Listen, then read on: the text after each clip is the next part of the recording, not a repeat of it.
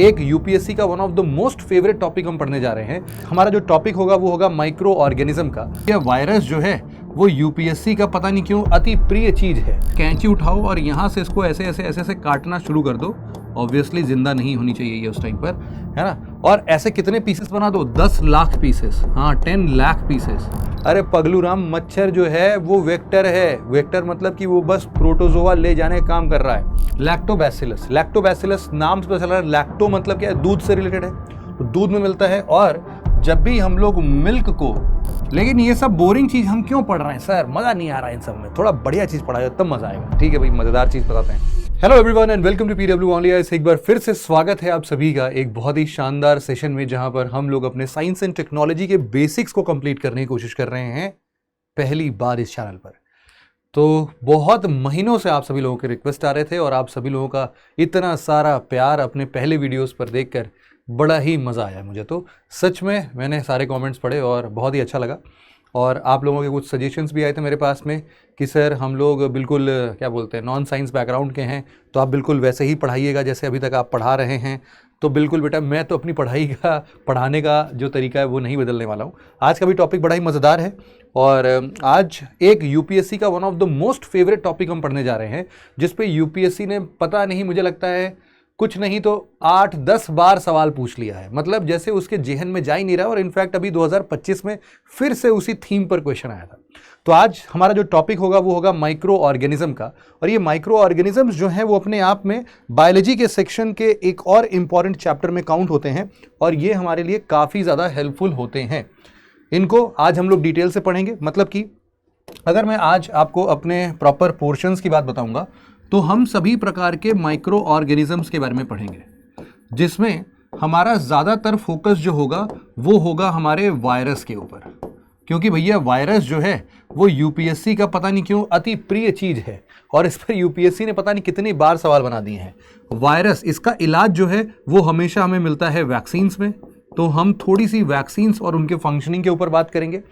This is something which is beyond your NCERT, but still you need to know about it, क्योंकि questions हमेशा आते हैं इससे। दूसरा जो हमारे पास में है, यहाँ पर कई बार हम लोग एक शब्द सुनते हैं जब भी हम लोग डॉक्टर के पास जाते हैं, तो डॉक्टर हमको एंटीबायोटिक्स वाली दवाइयाँ दे देता है। ये किस सिचुएशन में लेनी चाहिए और आप कैसे पकड़ सकते हो कि एक डॉक्टर सही में आपको अच्छी पढ़ाई के बाद दवाई दे रहा है कि वो झोला छाप डॉक्टर ही है, कुछ भी उसको पता नहीं है, वो बस ऐसे ही आपको कुछ भी बोल के दवा दे दे रहा है। तो आज आपको बहुत सारे इन्फॉर्मेशंस बेसिक मिलने वाले हैं। इन सब के बारे में हम लोग आज में डिस्कस करेंगे। तो चलिए फिर बिना देरी के स्टार्ट करते हैं। बस आपको बता देता हूँ कि अगर आपको कोई भी डाउट है तो आप यहाँ पर मेरे से कनेक्ट कर ही सकते हो। इनफैक्ट आपने अभी तक कर ही लिया होगा। और आपको इस पूरे सेशन की जो पीडीएफ है वो आपको यहाँ नीचे डिस्क्रिप्शन लिंक में फ्री एनसीईआरटी बैच के नाम से होगी, वहाँ पर मिल जाएगी। अगर आप हमारे साथ में पेड प्रोग्राम ज्वाइन करना चाहते हैं 3 साल के कॉलेज ईयर्स के साथ में, या फिर आप अगर हमारे कोई डिग्री प्रोग्राम के साथ भी यूपीएससी की प्रिपरेशन करना चाहते हैं, then also you all are very much welcomed. नीचे सभी चीज़ों के लिंक लगा दिए गए हैं, तो आप वहाँ से इनको देख लीजिएगा। Now let's move towards the first and very foremost topic, जो कि हमारे लिए बहुत ही सिंपल है। कई बार हम कुछ वर्ड्स सुनते हैं, जैसे कि एक है हमारे लिए माइक्रोब्स, या फिर हम इनको बोलते हैं माइक्रो ऑर्गेनिजम्स। सबसे पहले तो हमें यही समझ में आना चाहिए कि भाई ये आखिरकार में अपने पास में ये जो माइक्रोब्स हैं या माइक्रो ऑर्गेनिजम्स हैं, ये क्या चीज़ हैं, ये क्या इनका शब्दों का मतलब क्या है। देखो, शब्द तो साफ साफ यहाँ पर लिखे ही हुए हैं कि भाई साहब इनकी साइज जो होगी वो बहुत ही छोटी होगी। कितनी छोटी होगी हम बोल सकते हैं, कितनी छोटी होगी तो हम बोल सकते हैं भाई देखो 10⁻⁻⁶ मीटर के रेंज की होगी। तो ये बड़े छोटे हैं, मतलब कि they will be approximately in between 100 to 1000 nanometers, 100 to 1000 nanometer. अब यहाँ पर अगर कोई तुमसे साइज कंपैरिजन पूछे ना, तो तुम थोड़ा बेसिक अपना आइडिया लेके चलना हमेशा और हमेशा। जैसे कि मैं बोल सकता हूँ कि अगर नैनोमीटर स्केल पर तुम्हें मैं बेसिक इंफॉर्मेशन देने की कोशिश करूँ, तो जैसे मान लो कि तुम्हारे पास ना चींटी होती है, जानते हो, एंट होती है, एंट। और जब भी तुम इस एंट के, मान लो कि तुम्हारे सामने ये जो एंट होती है बेटा ऐसे वाली,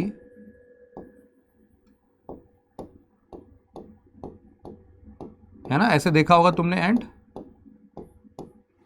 तो ये जो एंट है इसका साइज कितना बड़ा है, तो हम बोलते हैं भैया अगर नैनोमीटर में अगर तुम बात करोगे ना, तो इसके तुम्हें कितने टुकड़े करने पड़ेंगे, कैंची उठाओ और यहां से इसको ऐसे ऐसे ऐसे ऐसे काटना शुरू कर दो। ऑब्वियसली जिंदा नहीं होनी चाहिए ये उस टाइम पर, है ना। और ऐसे कितने पीसेस बना दो, 10 लाख पीसेस, हाँ 10 लाख पीसेस।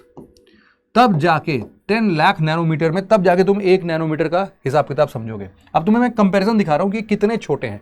जब हमने माइक्रो ऑर्गेनिज्म में शब्द माइक्रो का इस्तेमाल किया तो माइक्रो का मतलब क्या है, बस मैं तुम्हें वो समझाने की कोशिश कर रहा हूं।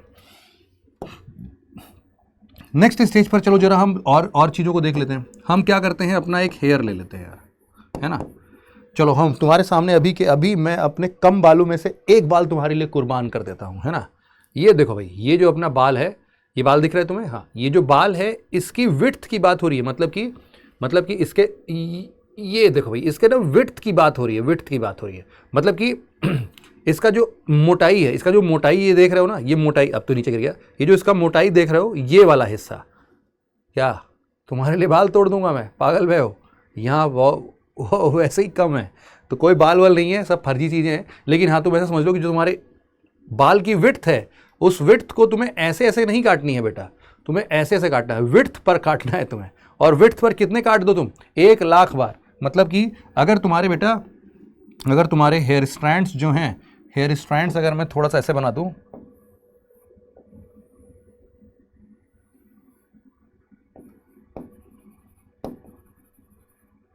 मान लो कि अगर तुम्हारा ये हेयर स्ट्रैंड है, तो इस हेयर स्ट्रैंड में कितने कितने कट लगाने चाहिए, ऐसे ऐसे कट लगाने हैं तुम्हें, ऐसे ऐसे कट लगाने हैं, कितने, 1 लाख बार। मतलब कि 1 लाख बार काटोगे तब जाके वो 1 नैनोमीटर होगा। सिमिलरली बेटा, जब हम लोग बात करते हैं, इससे भी छोटी चीज बात करते हैं, सर इतना तो मजा नहीं आ रहा है, थोड़ा और छोटा बताइए कुछ। हमने बोला यार बचपन से हमने खून देखा है, खून मतलब खून देखा है, मतलब कि ब्लड तो इधर उधर दौड़ते भागते बहा ही होगा हमारा, तो वहां से निकलते लाल लाल रंग के खून। लेकिन वहां पर अगर हम सेल्स की बात करते हैं तो वहां पर मिलते हैं हमें रेड ब्लड सेल्स। ये जो रेड ब्लड सेल्स हैं बेटा, इनका साइज कितना होता होगा, हम बोलते हैं भाई रेड ब्लड सेल्स बड़े हैं, काफी बड़े हैं, और इनके पास में भी 10,000 नैनोमीटर। मतलब कि हम क्या एक रेड ब्लड सेल देख सकते हैं, नहीं, लेकिन इसमें भी देखेंगे तो 10,000 नैनोमीटर है, 10,000 नैनोमीटर। इनफैक्ट अब यहां से हमारा पहली बार आता है कि हम एक माइक्रो ऑर्गेनिजम्स देखते हैं। जैसे कि माइक्रो ऑर्गेनिज्म का एग्जांपल लिया मैंने, बैक्टीरिया। अगर बैक्टीरिया को हमने देखा तो बैक्टीरिया के अंदर भी हम आराम से बोल सकते हैं कि यहां पर मिलेंगे हमें क्या, 1000 नैनोमीटर। मतलब बैक्टीरिया जो है वो काफी बड़ा है। और वैसे तो माइक्रो ऑर्गेनिजम्स की दुनिया में एक और प्राणी है जो कि यूपीएससी का फेवरेट है, और अगर हम इसकी बात करते हैं वायरस की, तो हम बोल सकते हैं कि ये लगभग 100 नैनोमीटर के आसपास है। अब तुम इमेजिनेशन में बहुत सारी चीज़ों को देख सकते हो कि अगर हमारे लिए ये माइक्रोमीटर स्केल की बात हो रही है, तो लगभग हम यही सब बोल रहे हैं कि ये बैक्टीरिया जो है, बैक्टीरिया अगर तुम देखोगे तो it is similar to 1 micrometer. कितना है भैया, ये 1 माइक्रोमीटर है, चलता क्यों नहीं, हाँ ये 1 माइक्रोमीटर है। तो इसीलिए इसको क्या बुलाया गया, इसके साइज क्या है, माइक्रोमीटर है। तो माइक्रोमीटर है तो इसीलिए क्या बुला दिया, माइक्रो ऑर्गेनिज्म मतलब जीव जंतु, तो माइक्रो ऑर्गेनिज्म। इतने छोटी छोटी चीजों की बात हो रही है यहाँ पर, इतनी छोटी छोटी चीजों की। हमने लास्ट लेक्चर में भी देखो, वैसे तो काफी सारे माइक्रो ऑर्गेनिजम्स के बारे में पढ़ा भी था, है ना। हम लोगों ने देखा था कि कैसे कोई भी एक मॉलिक्यूल्स या कोई भी एक ऑर्गेनिज्म जो है वो यूनिसेलुलर हो सकता है, मल्टी सेलुलर हो सकता है। तो यूनिसेलुलर या मल्टी सेलुलर में भी हम लोगों ने काफ़ी सारे आइडिया लिए थे कि देखो भाई सिंगल सेलुलर में बहुत बार पैरामीशियम, अमीबा, ये सारी चीज़ें जो भी जीव जंतु हैं ये सब हमारे लिए ऐसे ही हैं। तो हम लोग बोल रहे हैं कि भाई देखो बड़ा ही सिंपल है, ऐसे लिविंग बीइंग्स जो हमारे आसपास तो हैं लेकिन हमें दिखते नहीं हैं, है ना, यही सब हमारे लिए क्या कहलाएंगे, माइक्रो ऑर्गेनिज्म कहलाएंगे। ठीक है, अब जरा हमसे कोई अगर पूछ लेता है कि सर माइक्रो ऑर्गेनिजम्स कैसे कैसे क्लासिफाई हो सकते हैं, तो हम बोलते हैं कि भाई देखो माइक्रो ऑर्गेनिजम्स को हम लोग 4 प्रकार में डिवाइड कर सकते हैं। कौन कौन से माइक्रो ऑर्गेनिजम्स को हम लोग 4 बड़े कैटेगरीज में डिफाइन कर सकते हैं। 4 बड़े कैटेगरीज कौन कौन से भैया, तुम लोगों को पता भी होगा, इनफैक्ट ये तो बचपन में पढ़ा ही होगा यार तुम लोगों ने। सबसे पहला जो है इसमें, सबसे पहला इसमें जो आता है वो आता है भाई हमारे लिए बैक्टीरिया। अच्छा, सारे बैक्टीरिया जो होते हैं ना बुरे नहीं होते, कुछ बैक्टीरिया अच्छा भी होता है ना, बैक्टीरिया। फिर आता है हमारे पास में फंजाई। तीसरा हमारे पास में आता है क्या, प्रोटोजोआ, प्रोटोजोआ बोलते हैं इसको। और चौथे नंबर पर हम लिख सकते हैं इसमें एल्गी। बैक्टीरिया, फंजाई, प्रोटोजोआ और एल्गी। यहाँ पर अगर हमसे कोई पूछे, यहाँ पर इन माइक्रो ऑर्गेनिजम्स के अलावा भी एक प्रकार का माइक्रो ऑर्गेनिज्म है जिसको हम लोग बोल सकते हैं, इन सब के अलावा भी देयर इज वन मोर, जिसको हम लोग बोलते हैं वायरस। तो ये अगर माइक्रो ऑर्गेनिज्म में इन सभी चीज़ों की बात की जाए तब जाके हमारा माइक्रो ऑर्गेनिज्म पूरा होगा। यहाँ पर ये तो छोटे साइज के हैं, काफ़ी छोटे हैं, वायरस तो बहुत ही छोटा है, इनको हम लोग समझते हैं। और यहाँ पर हम लोग थोड़े पिक्चर्स वगैरह की अगर बात करें, जैसे कि मैं तुम्हें समझाता हूँ, वायरस के पीछे देखो बहुत सारे कारण हैं। जैसे कि तुम्हारा जितना भी बहुत कुछ नॉर्मल बीमारी से लेकर खतरनाक बीमारी तक, नॉर्मल बीमारी से ठंड आ रहा है तो तुम लोगों को कई बार वायरल फीवर हो जाता है ना। तो ये जो वायरल होता है मतलब ये वायरस से प्रभावित है। जैसे मान लो तुम जिसको बोलते हो कॉमन कोल्ड, तो कॉमन कोल्ड बीमारी जो है ये भी किसी वायरस के कारण होती है, उसका नाम ही कॉमन कोल्ड वायरस है। कुछ खतरनाक बीमारियां भी हो सकती हैं, है ना। तुमने देखा होगा कि सोसाइटी में बड़े सारे लोग, जैसे अभी तो कुछ दिन पहले ही कोविड वायरस का भी एक सिचुएशन था कोविड वायरस जैसा सिचुएशन था। सिमिलरली हम ऐसा भी बोल सकते हैं कि देखो भाई, कोविड वायरस के साथ साथ हम लोग HIV वायरस जैसे खतरनाक चीज़ों की बात कर सकते हैं। हम लोग H1N1 वायरस, जीका वायरस, ऐसे कई सारे वायरसेस हैं जो कि अलग अलग बीमारियां फैलाते हैं, है ना। अब वायरस के साथ बस इतना समझना कि वायरस अभी के लिए सिर्फ इतना समझो कि वायरस बहुत छोटे होते हैं। Now coming towards the bacteria, कई सारी बीमारियां जो हैं वो बैक्टीरिया के कारण हो सकती हैं भाई, है ना। जैसे कि अगर हमसे कोई पूछता है तो हम बोलते हैं कि भाई देखो, जैसे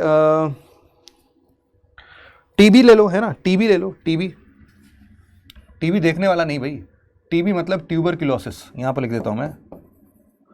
जैसे ट्यूबरक्लोसिस, टीबी, ये किसकी वजह से हो रहा है भाई?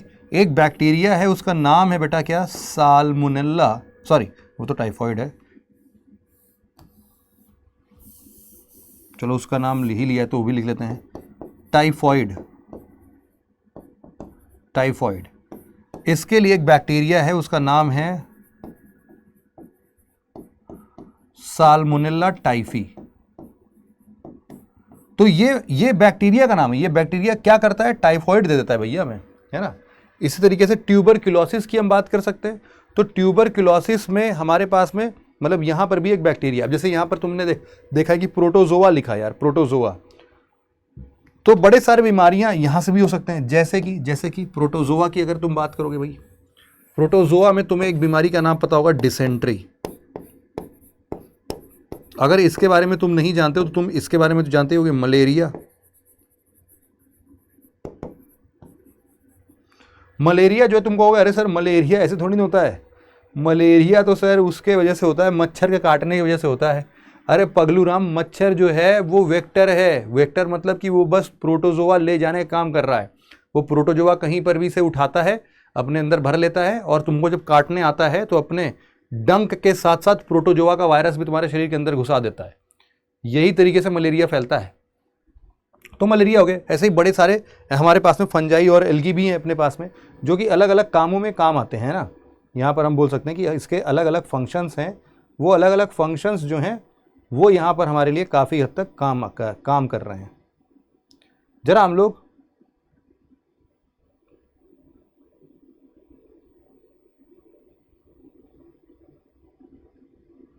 नेक्स्ट हम लोग समझते हैं यहाँ पर, जैसे कि एल्गी की बात कर लेते हैं। एल्गी की अगर हम बात करें, जैसे कि तुम्हें मैं प्रोटोजोआ के कुछ एग्जाम्पल भी दे देता हूँ। प्रोटोजोआ के कुछ कॉमन एग्जाम्पल्स, जैसे कि प्रोटोजोआ, यहाँ पर लिख देता हूँ मैं, प्रोटोजोआ। कुछ कॉमन एग्जाम्पल्स हमने पिछली बार भी देखे थे वैसे, जैसे कि तुम बोल सकते हो प्रोटोजोआ के लिए अमीबा, जैसे कि पैरामीशियम,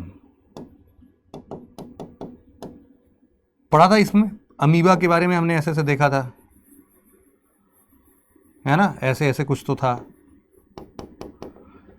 पैरामीशियम की बात की थी तो हमने कुछ,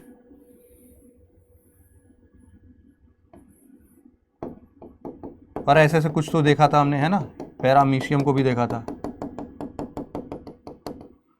तो हमारे लिए ये सब क्या है, बड़े छोटे सूक्ष्म जीव बोलते हैं हम इनको, है ना। एल्गी की बात करोगे तुम, एल्गी तो स्पाइरोगाइरा एक करके एल्गी होती है ना। इसका एग्जांपल भी देख लेते हैं भाई, इसको क्यों छोड़े हम। यहां पर मैं दिखा देता हूं एल्गी का एग्जांपल तुम देख सकते हो, क्या है भाई, यहां पर लिख देता हूं स्पाइरोगाइरा, है ना, स्पाइरोगाइरा लिख सकते हैं। स्पाइरोगाइरा के अलावा यहां पर हम लिख सकते हैं क्लैमिडोमोनस, सॉरी एक मिनट, ऐसे लिखोगे तुम स्पाइरोगाइरा, और नेक्स्ट लिखते हैं क्या, क्लैमिडोमोनस। लेकिन ये सब बोरिंग चीज हम क्यों पढ़ रहे हैं सर, मजा नहीं आ रहा है इन सब में, थोड़ा बढ़िया चीज पढ़ाया तब मजा आएगा। ठीक है भाई, मजेदार चीज बताते हैं।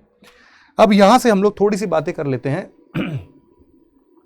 अच्छा एक चीज बस और बता देता हूं, फिर उसके बाद बताऊंगा। हमारे पास में जो कुछ फंजाई होती है, फंजाई कहाँ गई भाई, हाँ फंजाई का एग्जाम्पल अगर मुझे देना हो ना तो मैं दूंगा तुम्हें पेंसिलियम। इसका एग्जाम्पल अगर मुझे तुम्हें देना होगा तो मैं दूंगा यहां पर मैं तुम्हारे सामने लिख देता हूं, क्या है भाई, पेनिसिलियम।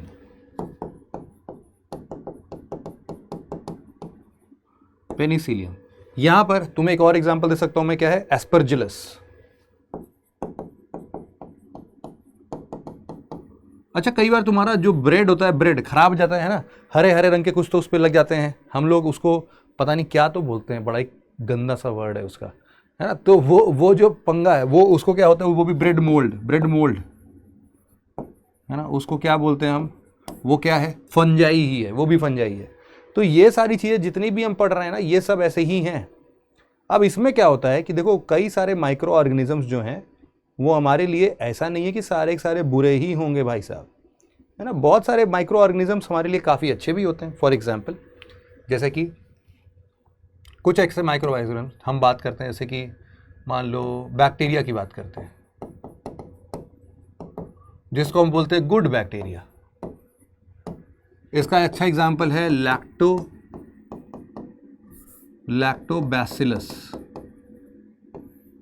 लैक्टोबैसिलस नाम से पता चल रहा है, लैक्टो मतलब क्या है, दूध से रिलेटेड है, तो दूध में मिलता है। और जब भी हम लोग मिल्क को कर्ड में बदलना चाहते हैं तो उसके लिए इस्तेमाल होता है लैक्टोबैसिलस। अब ये कर्ड का इस्तेमाल हम लोग बहुत सारी चीज़ों में बनाते हैं, बढ़िया बढ़िया खाना वाना खाते हो भैया, भटूरे मम्मी बनाती है, एकदम मज़ा ही आ जाता है सर।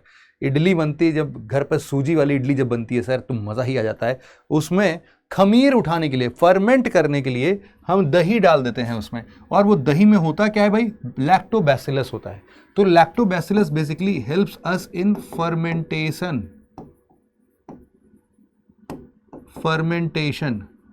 और इतना ही नहीं है, लैक्टोबैसिलस जो होते हैं हमारे लिए एक हेल्दी गट बैक्टीरिया भी है। हमारे जब पेट में जाएगा ये, तो हमारे गट हेल्थ को भी इंप्रूव करेगा ये। तो इसलिए भी हम लोग ये बोलते हैं कि भाई ये तो अच्छी बात है। फिर देयर आर सर्टेन बैक्टीरियाज, जैसे कि हम बोलते हैं जो सॉइल फर्टिलिटी को इंक्रीज कर देते हैं, है ना। जैसे कि तुम मान लो, यहां पर एग्जांपल दे सकता हूं मैं, यहां पर एग्जांपल है भाई, देखो नाइट्रोजन फिक्सिंग बैक्टीरिया, सुना होगा तुम लोगों ने, इन्वायरमेंट में पढ़ा होगा, नाइट्रोजन फिक्सिंग बैक्टीरिया। एग्जाम्पल के तौर पर राइजोबियम क्या करता है भाई, ये सॉइल के अंदर मिलता है हमें, सॉइल के अंदर मिलता है, और सॉइल की फर्टिलिटी इंप्रूव करने के लिए, प्लांट्स को न्यूट्रिशन प्रोवाइड करने के लिए, उनको नाइट्रेट्स प्रोवाइड करने के लिए ये खड़ा है भाई अपना राइजोबियम, है ना। तो ऐसे ही बड़ी सारी चीजें हैं। ब्रेड बनाने के लिए भी तुम्हें ऐसे ही चीजों की, यीस्ट की जरूरत पड़ती है ना। जब भी हम ब्रेड बनाते हैं, तो वहां पर ब्रेड बनाने के लिए हमें चाहिए होता है क्या, ईस्ट चाहिए होता है, ईस्ट चाहिए, या फिर हम वैसे ही लैक्टोबैसिलस टाइप का कुछ इस्तेमाल कर सकते हैं। तो यही सारी चीजें हैं अपने पास में, है ना। नेक्स्ट हम लोग बोल रहे हैं कि यार देखो फर्मेंटेशन वगैरह में काम आ गया, लेकिन अब यहां से ये सब चीजें तो चलो जनरल बातें हो गई, थोड़ा हम अपने बायोलॉजी की तरफ बढ़ते हैं भाई साहब, वहां पर मजेदार चीजें हैं। तो सबसे पहले हम यहां पर बेसिकली हम सबसे पहले पढ़ते हैं वायरस को। एक्चुअल क्लास अब से स्टार्ट हुई है ना। अभी तक तो हम ऐसे ही सिर्फ एग्जाम्पल और फैक्चुअल डेटा पढ़ रहे थे, but now the main part is virus, UPSC का फेवरेट टॉपिक वायरस। देखो वायरस जब भी हम बात करते हैं, देखो जितने भी अभी तक हम लोगों ने अलग अलग चीज़ें देखी ना, हम ईस्ट की बात कर लें, फंजाई की बात कर लें, या फिर हम जितने भी माइक्रो ऑर्गेनिजम्स हैं, इनको हम लोग देखो, हम लोग दो कैटेगरीज में डिवाइड कर सकते हैं। हम लिखते हैं यहां पर क्या, माइक्रो ऑर्गेनिजम्स। और ये जो माइक्रो ऑर्गेनिज्म है, ये माइक्रो ऑर्गेनिज्म देखो दो टाइप्स के हो सकते हैं। एक है लिविंग ऑर्गेनिजम्स। ओहो, ये क्या हो गया? हाँ, एक हमारे लिए क्या है भाई, लिविंग ऑर्गेनिजम्स। लिविंग ऑर्गेनिज्म में हमारे पास में सब आ जाएंगे, यही सारे। ये हैं बैक्टीरिया, ये हैं फंजाई, ये हमारे पास में है प्रोटोजोआ, हमारे पास में है यीस्ट। ये सब के सब लिविंग ऑर्गेनिज्म क्यों है भाई? हम लोगों ने पहली बार जब लास्ट क्लास में देखा था तो हमने बोला था कि cell is the fundamental unit of life. Cell is the fundamental unit of life. तो लाइफ का मतलब क्या है कि इन सभी के पास में ना कुछ लिविंग फंक्शन होगा। इन सब के पास में क्या होगा भाई, लिविंग फंक्शंस होंगे। कैसे लिविंग फंक्शंस होंगे सर? भाई देखो, बड़े लिविंग फंक्शन जैसे कि they can reproduce, they can eat something, they can excrete something, they can grow, and they can perform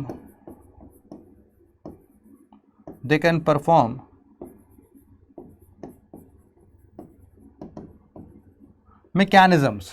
ये सब चीजें हैं। और इसके अंदर भी हम देखते हैं ये सब करने के लिए इसके अंदर में क्या होंगे भाई, इन सब चीजों के लिए। अब जैसे तुमको पता है कि हमारे शरीर में अलग अलग ऑर्गन्स बने हैं अलग अलग काम करने के लिए।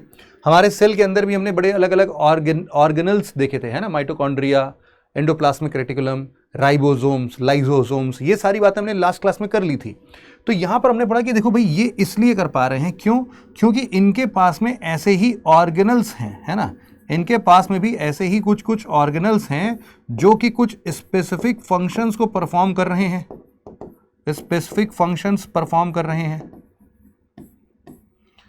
तो यहां पर बेसिकली देखा जाए तो what these organelles are doing, they are performing certain metabolic activities. ये सारे के सारे क्या कर रहे हैं भाई, ये सारे के सारे कुछ ना कुछ मेटाबॉलिक एक्टिविटीज कर रहे हैं। मेटाबॉलिक एक्टिविटीज का मतलब क्या है भाई? मेटाबॉलिक एक्टिविटीज का मतलब बहुत ही सिंपल है, जैसे कि reproduction, respiration, excretion, circulation, blood circulation जैसी चीजें, these all our metabolic activities. तो ये जो लिविंग ऑर्गेनिज्म है ना हमारे पास में, ये सारे के सारे ऐसे ही हैं जिनके पास में ये सब देन है। Then comes our don. ये जो डॉन है, it is a combination of, या फिर हम बोल सकते हैं it is a combination of living and non living. ये विचित्र चीज कैसे हो गया भाई? इसका एग्जाम्पल बेटा है हमारे सामने, क्या? इसका एग्जाम्पल है वायरस। हाँ, ये बात तुम चौंको मत कि virus can be living, can be non living at the same time, है ना। जैसे कि वायरस एक बार हम लगा, अरे ये तो मरा हुआ वायरस है भाई, अरे ये तो जिंदा हो गया। फिर हम देखा, अरे जिंदा वायरस, अरे तो मर गया, फिर जिंदा हो गया, फिर मर गया, फिर जिंदा हो गया, फिर मर, कुछ भी कर सकता है ना। तो ये मर के बाद ये कोई भी भाई देखो, हम लोग मतलब डेली सोप सीरीज नहीं देख रहे हैं कि मरने के बाद वो फोटो क्या बोलते हैं अपना प्लास्टिक सर्जरी करा के वायरस वापस से आ जा रहा है नया इंसान बन के, वैसा नहीं है। लेकिन यहाँ पर हम बोलते हैं कि वायरस जो होता है उसके पास दोनों कैरेक्टरिस्टिक्स हैं। वायरस के पास में दोनों कैरेक्टरिस्टिक्स हैं, मतलब कि एक वायरस कई बार लिविंग ऑर्गेनिजम्स के जैसे बिहेव कर सकता है और कई बार ये नॉन लिविंग ऑर्गेनिजम्स के जैसे बिहेव कर सकता है। अब ये कैसे पॉसिबल है? हम दोनों कैसे बुला सकते हैं इसको? देखो भाई कैसे बुला सकते हैं, उसके पीछे हम जरा सा ट्रिक समझते हैं। क्या मतलब है इस चीज का? इसका मतलब बड़ा सिंपल सा है। देखो, हम किसी भी ऑर्गेनिज्म को अगर लिविंग बुलाते हैं तो वी वुड मेक श्योर कि यार इसके अंदर कोई तो अतड़ी पतड़ी कुछ तो रहे, कुछ तो ऑर्गेनल्स रहे जो कि इसको जिंदा रखें, इसके शरीर में मेटाबॉलिक एक्टिविटीज कर रहा है, कुछ तो काम करे। कैसे पता चलेगा जिंदा है ना? हम बोल रहे हैं कि जिंदा है, उसको करंट का झटका दे रहा है, वो ऐसे ही पड़ा है, हम बोलेंगे जिंदा है भाई, वो तो डेड बॉडी हो गई ना। तो भाई शरीर के अंदर में अगर मेटाबॉलिक एक्टिविटीज ही नहीं है तब तो बड़ी दिक्कत हो जाएगी। तो वायरस के पास में सबसे बड़ी दिक्कत यही है। यहां पर जब हम इसको नॉन लिविंग ऑर्गेनिज्म बुला रहे हैं, क्यों बुला रहे हैं? Because virus do not have any metabolism. और भाई ये क्या बोल दिया, अरे सर ये तो बड़ा परेशान करते हैं, हमारे शरीर में घुस जाते हैं। तो ये आप बोल रहे हो कि इनके शरीर में कोई मेटाबॉलिज्म ही नहीं है, ये तो बड़ी दिक्कत है, बड़ी विचित्र बात है। तो मेटाबॉलिज्म नहीं तो जिंदा कैसे हैं ये लोग? अरे तो यही तो मैं बता रहा हूं कि sometimes they behave like non living organisms. ये तब होगा when they are living alone, when they are alone. कोई भी प्रकार का मेटाबॉलिज्म नहीं है इनके अंदर, कोई भी ऐसे ऑर्गेनल्स नहीं मौजूद होते हैं। लिविंग क्यों कहेंगे हम? लिविंग क्यों कहेंगे? हम बोल रहे हैं भैया देखो लिविंग हम सिर्फ और सिर्फ इसलिए कहते हैं कि because a virus can reproduce. बस यही खासियत है इसके अंदर। क्या कर सकता है ये रिप्रोड्यूस कर सकता है। ये ना कुछ खाएगा, ये ना कुछ पिएगा, ये ना कुछ एक्सक्रीट करेगा, ये ना अपने शरीर के कोई भी बॉडी फंक्शंस को परफॉर्म करके एनर्जी बनाएगा, कुछ भी नहीं करेगा। ये सिर्फ और सिर्फ रिप्रोड्यूस करेगा। दैट्स इट, का यही काम ही है, रिप्रोड्यूस करना। लेकिन भैया रिप्रोडक्शन के लिए भी तो मेटाबॉलिक एक्टिविटीज चाहिए, वो तो है ही नहीं। ये तो लुल है बिल्कुल। क्या करें फिर इस चीज के लिए? हमने कहा भैया ये लुल नहीं है। ये क्या करता है? बहुत ही शातिर, बहुत ही चालाक किस्म का प्राणी है ये दूसरे लिविंग ऑर्गेनिजम्स के अंदर घुस के उनके सारे ऑर्गेनल्स को हाईजैक कर लेता है। बोलता है कि बेटा आज तो हम अपना AK-47 और बाकी पूरा बम असलहा सब लेके आए हैं, सीधे के सीधे सेल सरेंडर कर दो, तुम घुटनों के बगल बैठ जाओ और सारा ऑर्गेनल हमें चलाने दो अपने हिसाब से, नहीं तो अभी यहीं खत्म कर देंगे हम। तो फिर इस डर से ये रिप्रोड्यूस अपना करता है। लेकिन रिप्रोड्यूस किसके दम पर करता है? जब ये किसी लिविंग सेल के अंदर में होगा। हम बोलते हैं ये कब होगा? when a virus is inside a living cell। तो ये करता क्या है? it hijacks all the metabolism of host cell. ये क्या करता है? जिस लिविंग सेल के अंदर घुसा है उसके सभी के सभी मेटाबॉलिज्म को ये हाईजैक कर लेता है and uses for its reproduction. मतलब कि एक वायरस जो है वो लिविंग भी है और नॉन लिविंग भी है। तो हमने बोला कि सर फिर लिविंग कब है? हम बोल रहे हैं भैया देखो लिविंग तब है when it is outside a living cell. जब भी ये आउटसाइड द लिविंग सेल है तो ये कैसा है? ये नॉन लिविंग जैसा है। लेकिन अगर किसी लिविंग सेल के अंदर घुस जाए तो फिर ये भी जिंदा हो जाता है, ये रिप्रोड्यूस करने लगता है भाई साहब। यही तो सबसे खतरनाक बात है वायरस की। तो यहां पर हमने समझा कि अच्छा वायरस के अंदर भाई साहब नॉन लिविंग पार्ट, मतलब नॉन लिविंग जैसी जिंदगी भी जीता है जब वो सेल के बाहर रहता है, किसी भी लिविंग सेल के बाहर। और जैसे ही सेल के अंदर जाता है तो वो सीधे सीधे उसको हाईजैक करके फिर सारे मेटाबॉलिज्म खुद के लिए काम कराता है। तो अच्छा, जब हमने बोला कि अच्छा अगर ऐसा है सर, तो आपके हिसाब से अगर मेटाबॉलिज्म है ही नहीं वायरस के अंदर तो है क्या वो? हमने कहा लो भाई अभी बता देते हैं। हम अगर लिखते हैं यहां पर structure of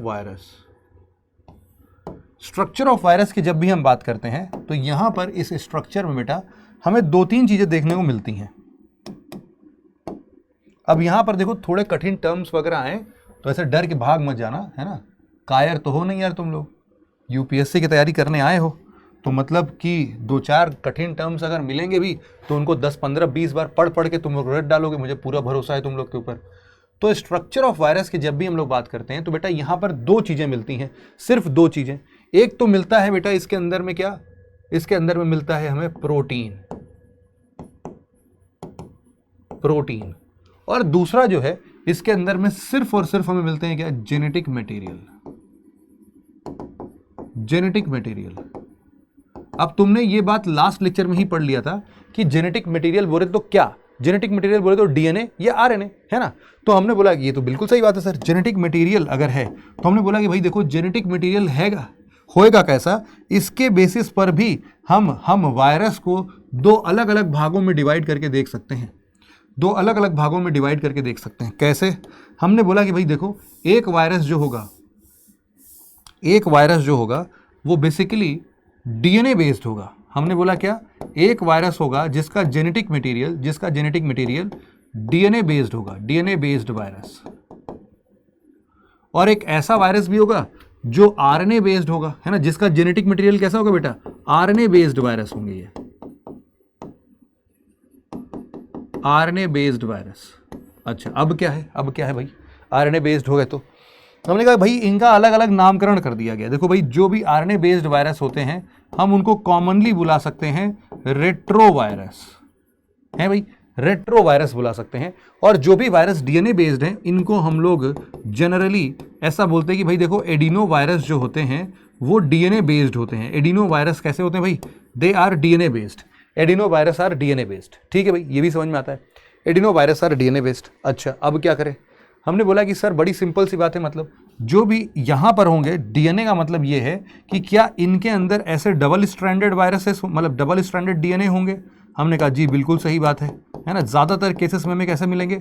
double stranded DNA मिलेंगे। यहाँ पर कैसे मिलेंगे? हम बोल रहे हैं यार देखो, यहाँ पर सिंगल स्ट्रैंडेड हो सकते हैं, है ना, ऐसा भी हो सकता है, कुछ ऐसा हो सकता है रेट्रोवायरस के साथ में। हमने कहा अच्छा फिर आगे क्या समझें क्या इस जेनेटिक मटेरियल? हमने कहा भाई देखो, समझने की बात नहीं है, तुम अगर इसके कुछ एग्जांपल्स को देखोगे तब तुमको थोड़ा अच्छे से रियलाइज हो पाएगा। तो हमने कहा ठीक है भाई, क्या है जरा हम देखें, जरा एग्जाम्पल देख लेते हैं हम लोग। तो हम लोग लिखते हैं एडिनो वायरस। बोले तो यार देखो, तुम्हारे पास में कुछ एग्जाम्पल्स अगर दूं मैं एग्जाम्पल्स में, तो तुम्हारे पास में जो पॉक्स वायरस होता है वो कैसा है? वो है तुम्हारे लिए डीएनए बेस्ड। तुम्हारे लिए जो कॉमन कोल्ड है, कॉमन कोल्ड जो 3 दिन में चला जाता है, बुखार आता है, तो कॉमन कोल्ड वायरस जो है वो भी तुम्हारे लिए कैसा होगा भाई? यहाँ पर डीएनए बेस्ड होगा। अच्छा, और अगर हम देखते हैं, तुम्हारे पास में एक है हेपेटाइटिस बी। हेपेटाइटिस बी जो है वो कैसा है भाई? एडिनो वायरस मतलब कि डीएनए बेस्ड वायरस है। अच्छा, लेकिन अगर तुमसे मैं रेट्रोवायरस के एग्जाम्पल्स पूछता हूँ, तो रेट्रोवायरस में यार बड़े खतरनाक से वायरस हैं, उनके बाप लोग हैं यहाँ पर, और इसीलिए ये बहुत ज़्यादा खतरनाक होता है। जैसे कि हम बोल सकते हैं HIV virus, human immuno deficiency virus. इसके बाद कोविड का कोरोना वायरस भी क्या है? हमारा रेट्रोवायरस है। इसके अलावा हम लोग बोलते हैं कि मम्प्स, मिजल्स, इसके अलावा जीका वायरस, इसके अलावा इबोला वायरस, नीपा वायरस, ये सब खतरनाक इवन डेंगी वायरस। हाँ, तुम लोग डेंगू बुलाते होगे, है ना, पढ़ते क्या भाई? डेंगी पढ़ते हैं, इसको डेंगी पढ़ते हैं। इसके अलावा हम बोलते चिकनगुनिया बोल दो भैया, डेंगी हो गया, चिकनगुनिया।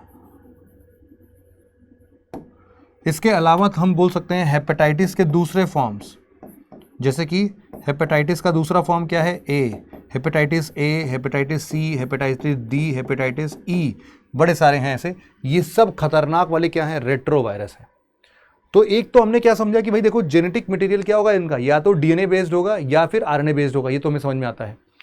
अब हमने बोला यार ये प्रोटीन क्या चीज़ है सर, ये भी तो समझाओ। देखो भाई, प्रोटीन की जब भी हम बात करते हैं वैसे का वैसे ही, तो हमारे सामने एक विंडो खुलती है और हम बोलते हैं कि सर देखो, अपने पास में मोटा देखा जाए तो 2 प्रकार के वायरस वगैरह देखने को मिल सकते हैं। अच्छा भाई, कौन कौन से वायरस देखने को मिल सकते हैं? हमने कहा सर बड़ा ही सिंपल सा है, फंडा समझो जरा। प्रोटीन 2 प्रकार के कैसे दिख सकते हैं भाई हमें? हमने बोला देखो, एक ना आउटर कवर के फॉर्म में आता है। क्या है भाई? आउटर कवर मतलब कि इसका जो कवच है, जैसे हमारा आउटर कवर क्या है बेटा? हमारा आउटर कवर ये स्किन है। वैसे ही एक वायरस का भी एक आउटर कवर आता है जो कि इनफैक्ट प्रोटीन से ही बनता है। इसको हम लोग क्या बोलते हैं बेटा? कैप्सिड बोलते हैं, कैप्सिड, है ना, कैप्सिड बोलते हैं। अच्छा, दूसरा क्या है? दूसरा हम बोल रहे हैं कि प्रोटीन्स के नाम पर इसके अंदर थोड़े बहुत एंजाइम्स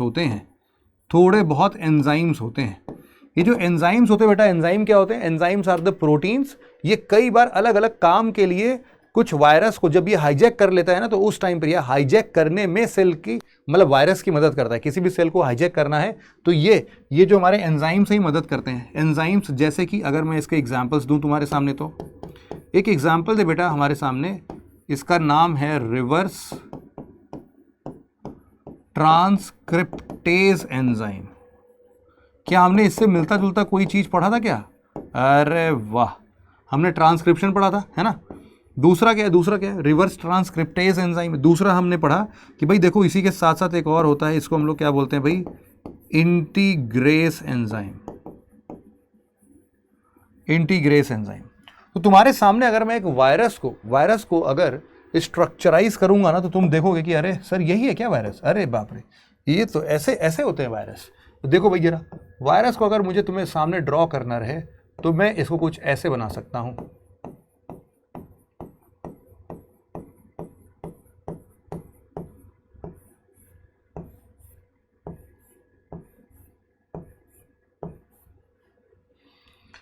ये हमारे सामने एक वायरस है जिसका नाम है बेटा क्या? बैक्टीरियोफेज। ऐसा नहीं कि बैक्टीरियोफेज का नाम तुमने सुना और तुमको लगा रे भाई तो बैक्टीरिया का नाम हो सकता है। अरे नहीं भाई, ये फेज का मतलब होता है खाना। किसको खाना? बैक्टीरिया को खाना। तो ये ऐसे वायरस है जो बैक्टीरिया के ऊपर आक्रमण कर सकते हैं भाई साहब। हाँ, जानते नहीं, बैक्टीरिया बहुत ही ज़्यादा गंदा किस्म का प्राणी है भाई साहब, सबको परेशान करता है। हमने बोला ये जो बैक्टीरियोफेज बैक्टीरिया को खाने वाला होता है सर, इसके अंदर होता है एक आरएनए बेस्ड मटेरियल। तो ये तो इसका जेनेटिक मटेरियल है।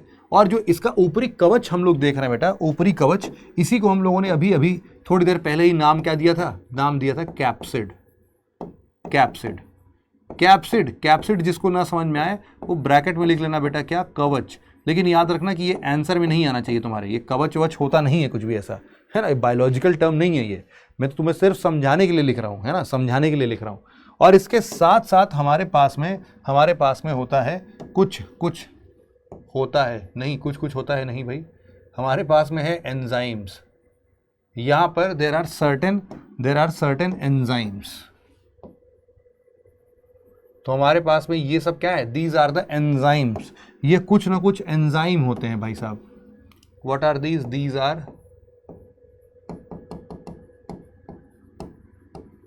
एंजाइम्स। इसमें से ही कोई रिवर्स ट्रांसक्रिप्टेज, कोई इंटीग्रेज होगा। ये कैप्सिड भी किसका बनता है भैया? प्रोटीन का बनता है। एंजाइम भी क्या है? प्रोटीन है। और अंदर क्या है? Genetic material. तो यही चीज़ों से बने। कौन सा? इसमें कहीं माइटोकॉन्ड्रिया दिख रहे हैं तुमको? कहीं ribosome, mitochondria, Golgi bodies, Golgi apparatus, lysosome, ऐसा कुछ भी चीज़ दिख रहा है? नहीं।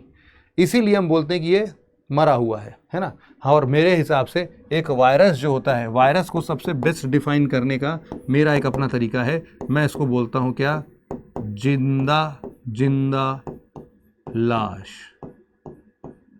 लो भाई, ये क्या है भाई? जिंदा लाश है। ये जिंदा लाश है ना, ये जिंदा लाश है भाई साहब।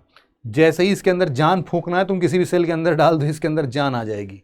तो ऐसा ही होता है हमारा बड़ा शातिर सा ये वायरस।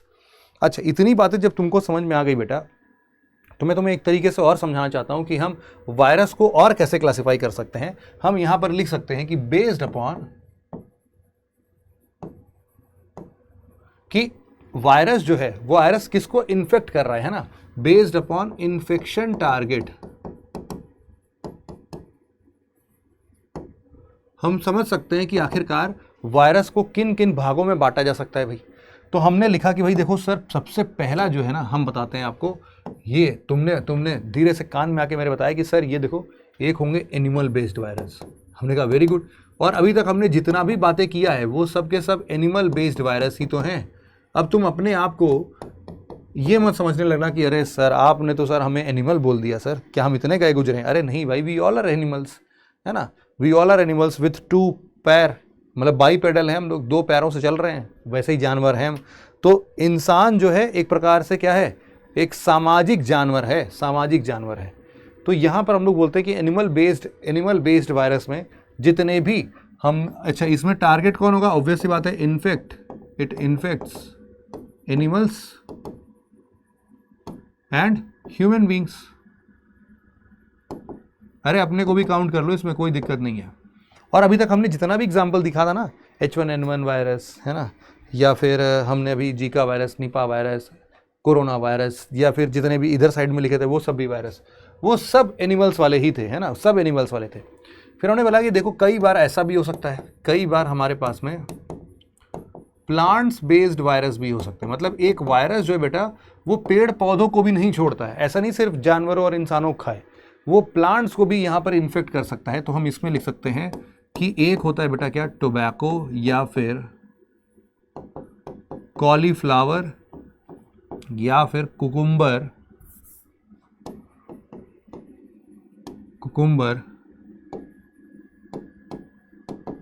Mosaic virus. मतलब कि बेटा इसमें तुम टोबैको मोजाइक वायरस भी लिख सकते थे, कॉलीफ्लावर मोजाइक वायरस भी लिख सकते थे, कुकुम्बर मोजाइक वायरस भी लिख सकते थे। तीनों वायरस के श्रेणी जो है ये तुम्हारे लिए प्लांट्स को अफेक्ट करते हैं। तुम खुद सोच लो कि यार एक तरफ टोबैको लोगों की जान ले रहा है, ये वायरस खतरनाक है, टोबैको की ही जान ले रहा है भाई साहब, ये है ना, ये एकदम समझ लो बाप है एक तरीके से। फिर तीसरे नंबर पर हम लोगों ने अभी अभी देखा कि भाई ये तो बैक्टीरिया को भी खराब कर लेता है, तो हमने बोला कि बेस्ड ऑन या फिर bacteria based virus, based on bacteria, और इसका नाम अभी अभी हम लोगों ने क्या लिखा था भाई, बैक्टीरियोफेज।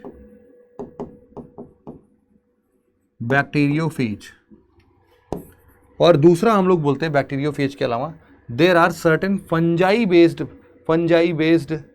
बैक्टीरिया।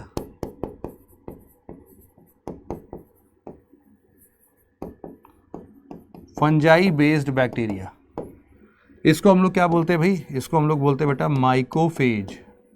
अभी थोड़ी देर पहले समझाया था कि फेज मतलब होता है खाना, किसको खाएगा, बैक्टीरिया को, ये भी खाएगा। Myco is a word always and always related for fungi, तो फंजाई से ही रिलेशन मिलेगा इसका हमेशा और हमेशा, तुम इसको भी देख सकते हो अपने लिए। ठीक है भाई, इतनी बातें भी अपने को हो गई। अब यहां पर हम लोग ये बेसिक बातें जब इतनी हमने कर ली हैं तो हमें काफ़ी अंदाज़ा लग गया है कि सर ये वायरस क्या है। अच्छा, यहाँ पर एक चीज़ बस मैं तुम्हें बताना चाहूँगा कि वायरस जो है they can not be ever synthesized in an artificial lab, है ना, इसको लिविंग सेल चाहिए ही होगा अपने आप को ग्रो करने के लिए। तो अगर कोई तुमसे पूछे, यहाँ पर हम साफ साफ लिख सकते हैं, अगर कोई कैरेक्टरिस्टिक्स वगैरह पूछ लेता है तो हम यहाँ पर साफ साफ लिख सकते हैं कि RNA as genetic material is only present in retrovirus.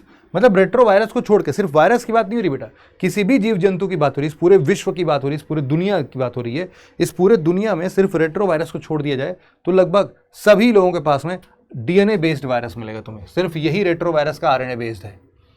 बात नंबर दो है कि a virus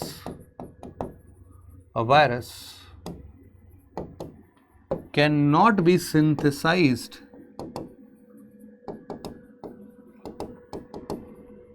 individually inside a lab. Virus को लैब के अंदर में तुम इंडिविजुअली नहीं बना सकते हो। क्यों? क्योंकि इसको बनाने के लिए तुमको एक लिविंग सेल चाहिए होगा ताकि वो उस पर हथियाए, आक्रमण करे और फिर वहां पर उसको खतरनाक तरीके से उड़ा डाले सब। Now the very interesting thing, the next part is micro organisms के। हमने काफी सारी बातें यहां पर कर ली हैं। अब यहां पर हमारा एक और बहुत ही शानदार चीज जो आता है वो आता है बेटा हमारे लिए एक इम्यून सिस्टम, है ना, हमारा खुद का immune system.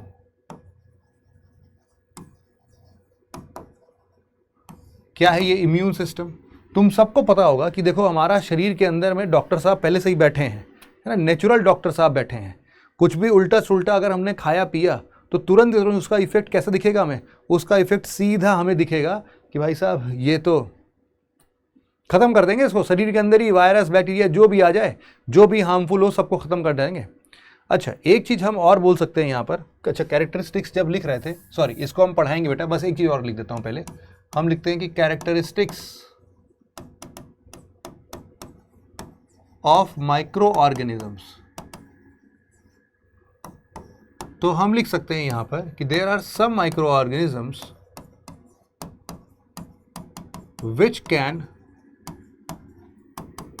which can survive survive the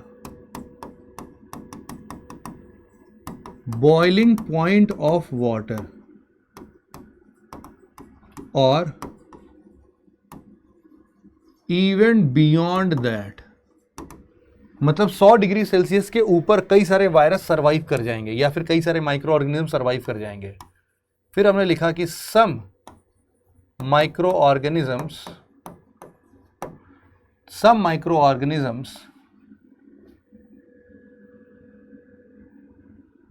यहां पर विच नहीं होगा, ऐसे मत लिखो,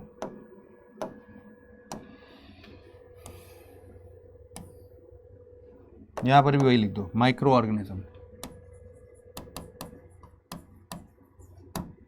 सम micro organisms can survive below the freezing point of water. मतलब कि ये 0 डिग्री सेल्सियस से कम के तापमान में भी, इनको बर्फ के अंदर भी रख दोगे तब भी ये मरे वरेंगे नहीं, है ना, ये उसको भी सरवाइव कर ले जाते हैं। हमने लिखा कि सम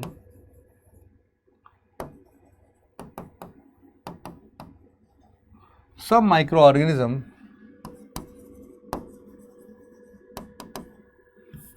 can survive very high acidic medium.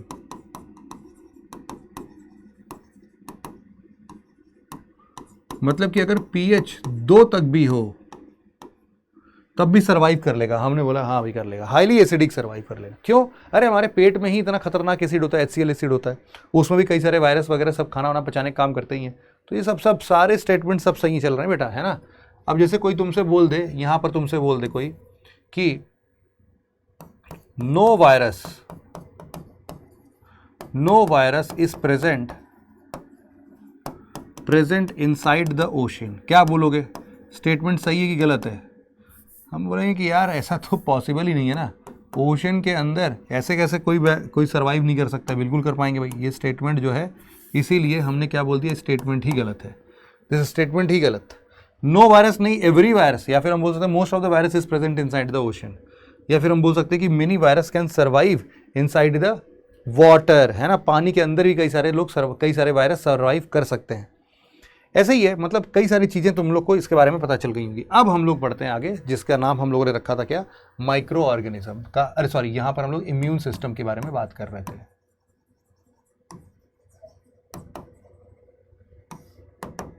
Immune system की हम जरा बात कर रहे थे। इम्यून सिस्टम में देखो 2 चीज़ें बहुत ही शानदार तरीके से याद होनी चाहिए।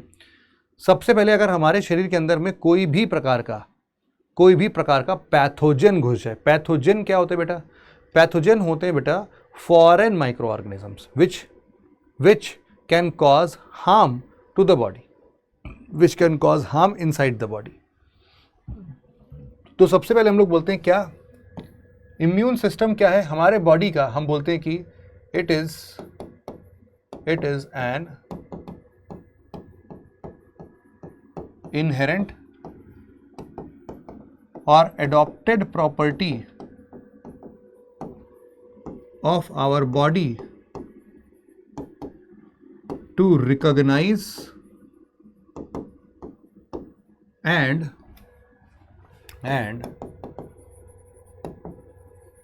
fight against foreign pathogen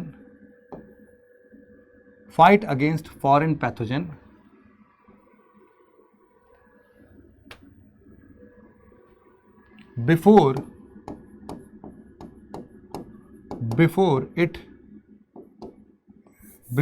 it can create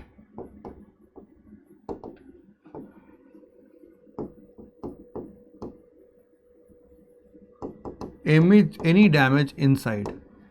हमारे शरीर के अंदर वो किसी प्रकार का डैमेज कर पाए उससे पहले ही उसको रिकॉग्नाइज करो, रिकॉग्नाइज करके उसको नस्तनाबूद कर दो, खत्म ही कर दो सीधे से।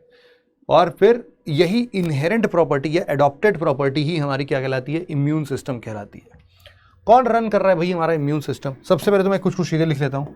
जैसे कि हमने एक शब्द का इस्तेमाल किया, क्या बेटा, foreign pathogen. What are these foreign pathogen? हम लिखते हैं कि they are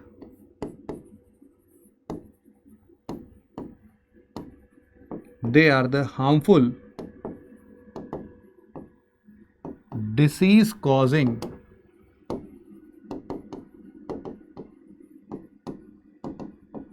micro organisms, disease causing micro organisms.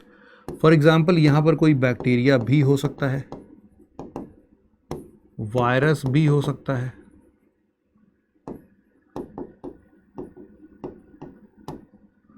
Protozoa भी हो सकता है, कई सारी चीजें हो सकती है ना। लेकिन इन सब के लिए हमारे फॉरेन पैथोजन के अगेंस्ट तुरंत के तुरंत वो क्या करेगा, हल्ला बोल। वो तुमने मूवी नहीं देखी है वो, है ना, वो गोविंदा ने जो डब की है, बहुत ही शानदार मूवी लगी मुझे तो। हल्ला बोल, हल्ला बोल, वो जो पैरट रहता है उसमें, है ना, पैरट और बंदर रहता है उसमें, तो बड़ी शानदार कहानी है यार वो। तो पैथोजन के बारे में बात कर लिया। अच्छा, अब ये पैथोजन को बेटा तुम लोग को थोड़ा समझना पड़ेगा इसमें, है ना, थोड़ी थोड़ी बातें समझना, बड़ा ध्यान से समझना, बहुत ही अच्छी चीज़ है ये। देखो, ये जो पैथोजन की हम बात कर रहे हैं, ये पैथोजन के कुछ पेक्यूलियर क्वालिटीज़ होते हैं, है ना। इनके ना अपने कुछ क्या है भाई, अरे यार क्या हो गया, इनके अपने कुछ क्वालिटीज़ हैं।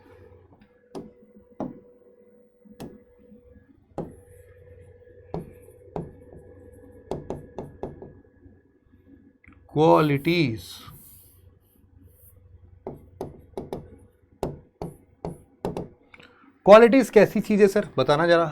क्वालिटीज जो है, इनके पास एक शानदार क्वालिटी ये है कि इनके शरीर पर एक हम बोल सकते हैं कि एक चीज, एक कवच है एक्चुअल में, सभी के शरीर पर है, जितने भी ऐसे माइक्रो ऑर्गेनिजम्स हैं इनके शरीर पर एक कवच है जिसका नाम है बेटा क्या, एंटीजेंस। क्या है इनका काम, इनका नाम है एंटीजेंस। ये एंटीजेंस क्या होते हैं सर, देखो अगर मान लो कि हम लोगों ने कोरोना वायरस देखा, तो कोरोना वायरस के ऊपर अगर तुम देखोगे तो हमें कांटे भरा कुछ चीज़ें मिलेंगी, है ना, कांटे भरा कुछ चीज़ देखने को मिल रहा है, यहाँ पर भी देखने को मिल रहा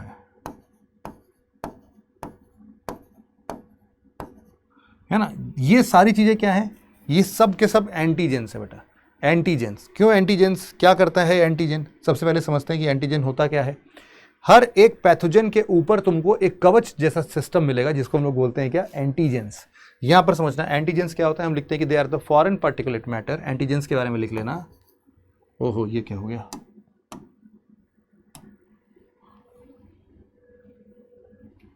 यहां पर लिखना कि, अरे यार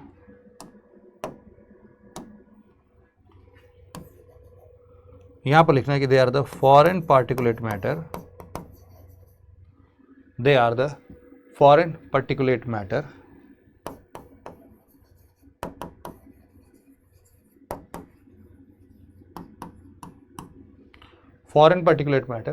which attach themselves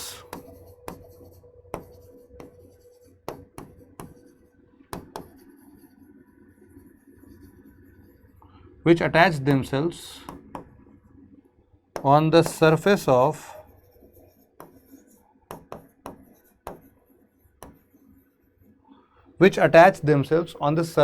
pathogen and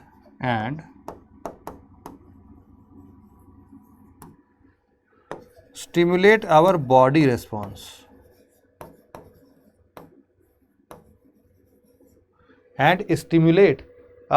response body response का मतलब क्या होता है, ability of our body or ability of our body's immune system to respond करने के लिए जो भी चीजें चाहिए। अब respond करने का मतलब क्या है भाई, मारो, उड़ा डालो। तो ये एंटीजेंस क्या करते हैं, एंटीजेंस जब भी तुम पढ़ रहे हो तो एंटीजेंस के दो बड़े काम हैं, वो दोनों बड़े काम तुमको पता होना चाहिए। एंटीजेंस के दो functions, two functions of antigen. एक तरफ जहां ये वायरस की मदद करता है, वहां एक तरफ हमारे इम्यून सिस्टम की भी मदद करता है। तो पहला हम लोग वायरस के लिए लिख लेते हैं कि इट acts as a की, चाबी। किसकी चाबी भैया, हम बोल रहे हैं ऐसी चाबी जो किसी भी सेल के अंदर घुसने में इसकी मदद कर दे। भाई सेल के ऊपरी तरफ तो तुमने देखा होगा सेल मेम्ब्रेन लगे होते हैं, तो सेल मेम्ब्रेन के अंदर कोई घुसे कैसे, इसके लिए तो उसके पास चाबी होनी चाहिए। कि वो चाबी ले जाके उस सेल के दरवाजे पर लगाए और वो अंदर उसको एंट्री मिल जाए, है ना, सीधे एंट्री मिलती है। इसमें कोई नॉक नॉक करने पर दरवाजा नहीं खुलता है और मुंह पर बंद नहीं करता है, तो तुमको सीधे एंट्री लेनी पड़ती है बिना पूछे पाछे। तो यहाँ पर it acts as a key to enter into a cell, to enter into a particular cell. हाँ, ये भी एक प्रॉब्लम है कि सभी प्रकार के पैथोजन किसी भी सेल में नहीं घुस सकते हैं। उनके लिए अपना एक डेडिकेटेड ऑर्गन होगा, उसके सेल्स होंगे और वो सिर्फ और सिर्फ वहीं पर जाके आक्रमण कर सकते हैं। उसी के दरवाजे की चाबी इनके पास होती है, दैट्स इट। तो दे एक्ट्स एज अ की। दूसरा फंक्शन अगर हम लोग देखते हैं तो हम लोग बोलते हैं कि देखो, जो हमारा बॉडी का इम्यून सिस्टम है, our body immune system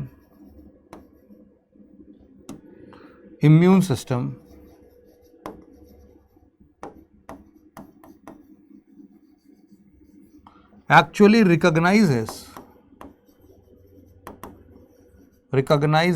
a pathogen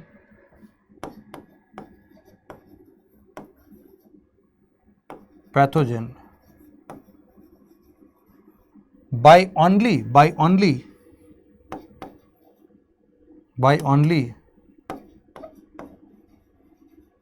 observing antigens।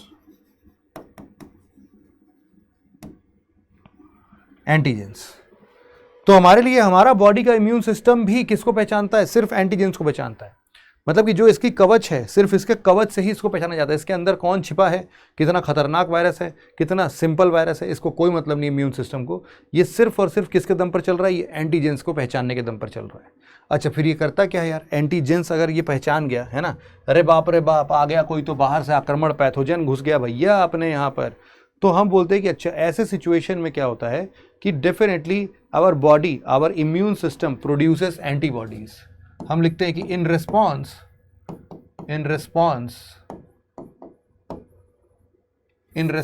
after the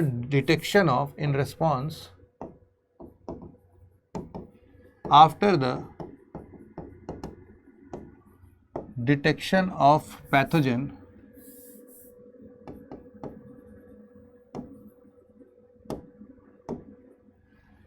in response after the detection of pathogen, क्या हो सकता है भाई? पैथोजन के डिटेक्शन के बेसिस पर अगर हम बात करते हैं, in response after the detection of pathogen, our body या फिर our immune system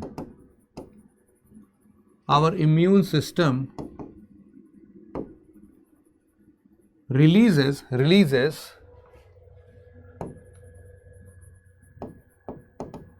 respective antibodies. याद रखना बेटा, दिस इज नॉट एंटीबायोटिक, है ना, ये एंटीबायोटिक नहीं है। ये क्या है भाई? एंटीबॉडीज है ये, है ना। दीज आर एंटीबॉडीज है भाई साहब ये सब। तो अब इसका मतलब क्या है सर कि एंटीबॉडीज हैं? What does it mean, what does it symbolize? तो हम बोलते हैं कि भाई साहब देखो, ये सिंबलाइज इस वे में कर रहा है, our immune system release respective antibodies. इसका मतलब है कि अगर हम मान लेते हैं कि सर ये हमारे लिए कोई पैथोजन है, ये कोई पैथोजन है, तो इसके चारों तरफ लगे होंगे, कैसे? इसके चारों तरफ लगे होंगे हमारे एंटीजेंस। अच्छा, ये एंटीजेंस बेटा हर पैथोजन के लिए बिल्कुल अलग अलग होता है, तभी तो एंटीजन पहचानने के बाद हमारा जो इम्यून सिस्टम है इसी करेस्पॉन्डिंग से एंटीबॉडीज प्रोड्यूस करता है। ये एंटीबॉडीज होते क्या हैं? एंटीबॉडीज बेसिकली बेटा ये वाई शेप्ड प्रोटीन होते हैं। ये बोलता है ये सब चाबी जैसे हैं, और मैं क्या करूं, अगर इनके चाबी को जाम कर दूं, चाबी को जाके ढक दूं, तो इनकी कोई भी चाबी ताले में लगने लायक ही नहीं रहेगी। जब ताले में लगेगी ही नहीं तो फिर ये किसी भी लिविंग सेल के अंदर घुस ही नहीं पाएंगे, और ये गए फिर काम से, कोई काम ही नहीं, सस्पेंडेड रहें, फिर तो ये नॉन लिविंग जैसे बिहेव कर रहे हैं, इनका रिप्रोडक्शन वाला काम तो हुआ नहीं।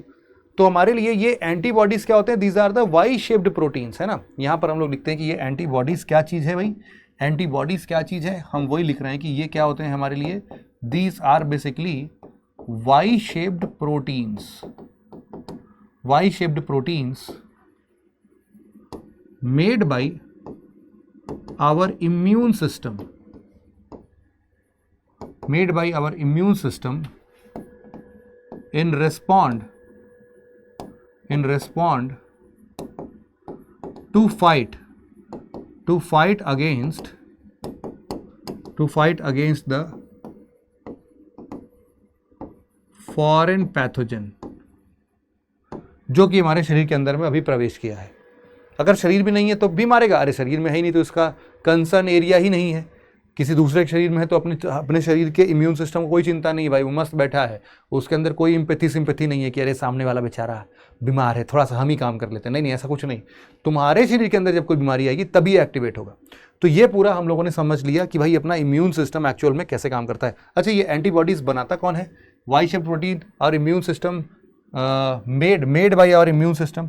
तो ये बनाता कौन है? इसमें लिखा है हमने made by our immune system. Immune system के लिए रिस्पॉन्सिबल होते हैं बेटा हमारे लिए WBCs, वाइट ब्लड सेल्स, है ना।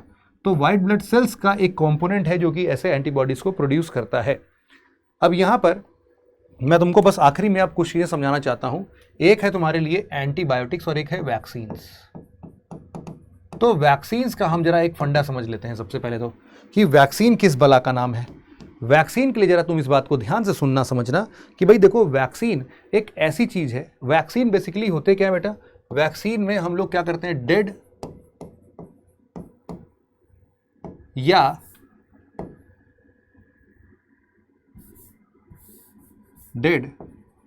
या वीकेंड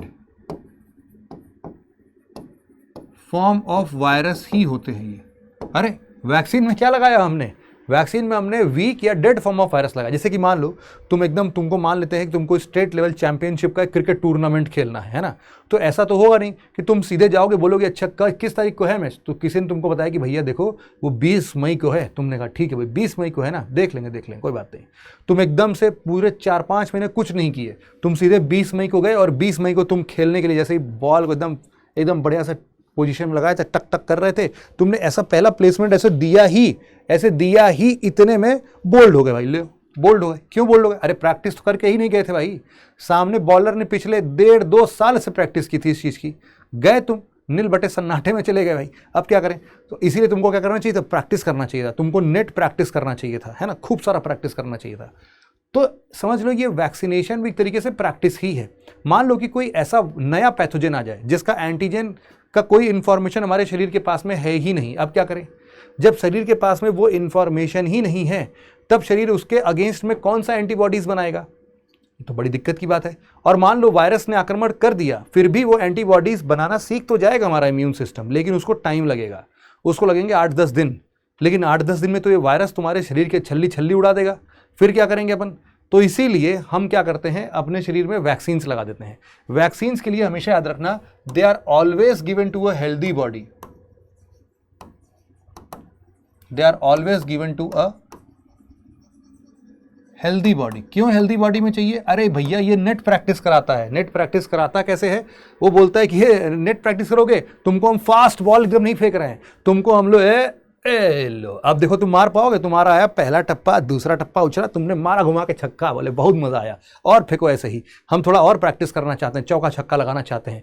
तो हमारा इम्यून सिस्टम भी यही करता है। इम्यून सिस्टम कहता है कि यार तुम असली वाला वायरस मत भेजो भाई साहब, तुमने ऐसे डेड या वीकेंड फॉर्म ऑफ वायरस इंसानों ने भेज दिया अगर शरीर के अंदर में, तुम्हारा इम्यून सिस्टम बौखला जाता है। उसको क्या पता है कि यार ये डेड और वीकेंड है, उसको लगता है कि तो कोई पैथोजन आ गया भाई साहब, आक्रमण करना, इस पर तो करना पड़ेगा। जब भैया आक्रमण करने एंटीबॉडीज का, एंटीबॉडीज सर ये तो नया वाला है, इसका एंटीबॉडीज हमारे पास है ही नहीं है। तब इम्यून सिस्टम बौखला गया, फिर से जल्दी बनाओ एंटीबॉडीज, सोचो, सर्च करो, रिसर्च करो इसके ऊपर कौन सा वाला एंटीबॉडीज चाहिए, और वही वाला एंटीबॉडीज फिर 8 से 10 दिन में बन के तैयार हो जाता है उसके ऊपर। अब चूंकि ये रिप्रोड्यूस तो कर नहीं पाएंगे बेचारे, डेड और वीकेंड फॉर्म में होते हैं अब तक तो, नहीं तो ये भाई साहब लिविंग सेल के अंदर घुस के अपने आप को पता नहीं हजारों लाखों की तादाद में कर चुके होते।